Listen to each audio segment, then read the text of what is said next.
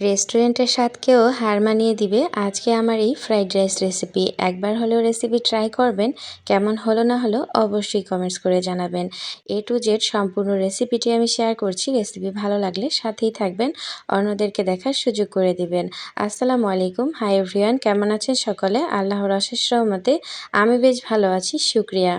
আমি কিন্তু এই ফ্রাইড রাইস খাওয়ার জন্য সাথে চিলি চিকেন তৈরি করেছিলাম, আর সেই রেসিপি আপনাদের সাথে ইনশাল্লাহ আগামীকালকে শেয়ার করব। একসাথে দুটো রেসিপি শেয়ার করলে ভিডিওটা অনেক বড় হয়ে যাবে। এবার আমি চালটাকে সেদ্ধ করে নিব ফ্রাইড রাইসটা রান্না করার জন্য। সেই জন্য চুলায় বড় একটা প্যান বসিয়ে তাতে বেশ অনেকটা পরিমাণ পানি দিয়েছি, স্বাদ মতো লবণ, আর সেই সাথে 2 টেবিল চামচের মতো রান্নার তেল দিয়ে একটু মিক্সড করে নিলাম। এবার পানিটা যখন খুব সুন্দর করে বলক চলে আসছে, আবার একটু মিক্সড করে নিয়ে আগে থেকে ধুয়ে পরিষ্কার করে রাখা পোলাওর চালগুলো দিয়ে দিচ্ছি। আমি এখানে পোলাওর চাল চিনি গুঁড়াটা ব্যবহার করছি। এই চালটা আমি প্রায় 30 মিনিট আগে ধুয়ে পরিষ্কার করে একটা জালির মধ্যে পানিটা ঝরিয়ে রেখেছিলাম, সেই চালটা আমি এখানে ব্যবহার করেছি। এবার চালটাকে আলতো হাতে একটু মিক্সড করে দিলাম, অপেক্ষা করব চালটা সেদ্ধ হওয়া পর্যন্ত।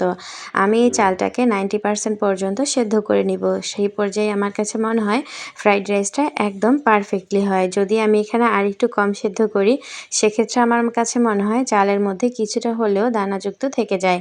এই যে দেখুন, আমার চালটা কিন্তু প্রায় 90% মতো সেদ্ধ হয়ে গেছে। এখন এই চালটাকে একটা জালির মধ্যে ঢেলে পানিটা ঝরিয়ে নিয়ে ট্রের মধ্যে ছড়িয়ে নিব, আর ফ্যানের নিচে রেখে দিব যাতে খুব দ্রুত ঠান্ডা হয়ে যায়। আর তারপরে নর্মাল ফ্রিজে রেখে দিব 2 থেকে 3 ঘন্টা পরে। এরপরে যদি এটা রান্না করেন সেক্ষেত্রে কিন্তু খুবই ঝরঝরে হবে, আর যদি সাথে সাথে রান্না করতে যান একটু হলে কিন্তু ঝামেলা হবে। এবার চলে আসলাম রান্নাটা করে নেওয়ার জন্য। চুলায় একটি প্যান বসিয়ে তাতে বাটার দিয়ে দিচ্ছি প্রায় 1.5 টেবিল চামচের মতো, সেই সাথে অ্যাড করে দিচ্ছি রান্নার তেল প্রায় হাফ কাপের মতো। এবার এগুলো দেওয়া হয়ে গেলে আমি এখন একে একে সবজিগুলো অ্যাড করে নিচ্ছি। আমি এখানে হাফ কাপ পরিমাণ গাজর কুচি নিয়ে নিচ্ছি। আমি একটু লম্বা লম্বা করে চিকন করে কেটে নিয়েছি, তবে আপনারা চাইলে আপনাদের পছন্দ অনুযায়ী কাটতে পারেন।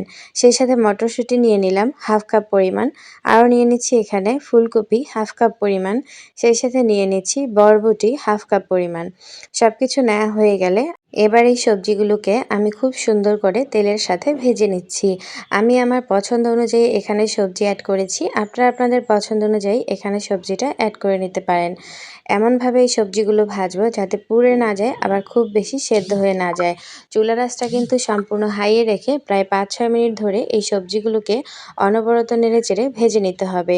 সবজিগুলো যখন আমার খুব সুন্দর করে ভাজা হয়ে যাবে, তখন এখানে অ্যাড করে দিচ্ছি 1/4 কাপ পরিমাণ ক্যাপসিকাম কুচি। আপনারা চাইলে এটা স্কিপ করতে পারেন, তবে দিলে কিন্তু খেতে ভালো লাগবে। ক্যাপসিকামটা দেওয়ার পরে আমি 2 মিনিটের মতো নেড়েচেড়ে ভেজে নিব। যখন সবজিগুলো খুব ভালো করে ভাজা হয়ে যাবে, তখন এই সবজিগুলো প্যান থেকে উঠিয়ে আলাদা করে একটা প্লেটের মধ্যে এক সাইডে রেখে দিচ্ছি। এবার আমি এই একই তেলের মধ্যে অ্যাড করে নিয়েছি 2টো ডিম, আগে থেকে ভেঙে রেখেছিলাম সেই ডিম দুটো আমি এখানে অ্যাড করে নিলাম।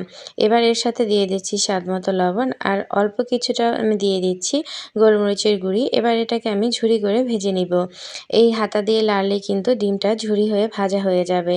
এবার এই ডিমটাকে এক সাইডে রেখে দিয়ে আমি এখানে নিয়ে নিচ্ছি আদা কুচি আর রসুন কুচি। আমি এখানে রসুন কুচি দিচ্ছি প্রায় 1.5 টেবিল চামচের মতো, আর আদা কুচি দিচ্ছি এখানে আমি 1 টেবিল চামচের মতো। সব কিছু দেওয়া হলে খুব ভালো করে আবার এগুলোকে আমি ভেজে নিব। যখন এগুলো ভাজা হয়ে যাবে তখন ডিমের সাথে আমি সুন্দর করে মিক্সড করে নিচ্ছি। মিক্সড করে নেওয়া হয়ে গেলে আগে থেকে ভেজে রাখা সবজিগুলো এখন আমি এই পর্যায়ে অ্যাড করে নিচ্ছি। অ্যাড করে নিয়ে ডিমের সাথে একটু মিক্সড করে নিয়ে আগে থেকে সেদ্ধ করে রাখা চালগুলো আমি এখানে এখন অ্যাড করে নিব। আমি এখানে পোলাওর যে চিনি গুঁড়া চালটা সেটা ব্যবহার করছি। এই যে দেখুন কতটা ঝরঝর হয়ে গেছে এই পর্যায়ে। এবার আমি এই সবজির সাথে এগুলো মিক্সড করে নিচ্ছি। নিয়ে এখন আমি এই পর্যায়ে দিয়ে দিচ্ছি এখানে স্বাদ মতো লবণ, সেই সাথে অ্যাড করে দিচ্ছি টেস্টিং সল্ট, আরও অ্যাড করে দিচ্ছি গোলমরিচের গুঁড়ি। এরপরে নিচ্ছি সস। আমি এখানে টমেটোর সস, সয়া সস, তারপরে হচ্ছে chili sauce, oyster sauce, fish sauce, আমি সবগুলো সস এখানে কিন্তু ব্যবহার করছি 1 টেবিল চামচ করে। দেয়া হয়ে গেলে খুব সুন্দর করে চালের সাথে এখন এগুলোকে মিক্সড করে নিচ্ছি। আলতো হাতে মিক্সড করে নেবেন, খুব বেশি জোড়াজোড়ি করলে চালটা কিন্তু ভেঙে যাবে। চুলার আঁচটা সম্পূর্ণ বাড়িয়ে রেখে এই পর্যায়ে কিন্তু এগুলোকে মিক্স করে নিতে হবে। যদি আপনি রেস্টুরেন্টের স্বাদ পেতে চান তাহলে কিন্তু অবশ্যই টেস্টিং সল্টটা ব্যবহার করতে হবে। আমি যদিও খুবই সামান্য ব্যবহার করেছি, তবে রেস্টুরেন্টের স্বাদ আনতে গেলে এগুলো কিন্তু রেস্টুরেন্টে খুব বেশি করে ব্যবহার করা হয়। দেখুন চাল এবং আমার সবজি সবকিছু কিন্তু পারফেক্টলি হয়ে গেছে। সবজিগুলো কিন্তু খুব বেশি একদম 100% রান্না করা যাবে না। এগুলো যদি 80% হয়ে যায় সেটাই কিন্তু ঠিকঠাক হবে। দেখুন আমার ফ্রাইড রাইসটা কিন্তু একদম পারফেক্টলি হয়ে গেছে।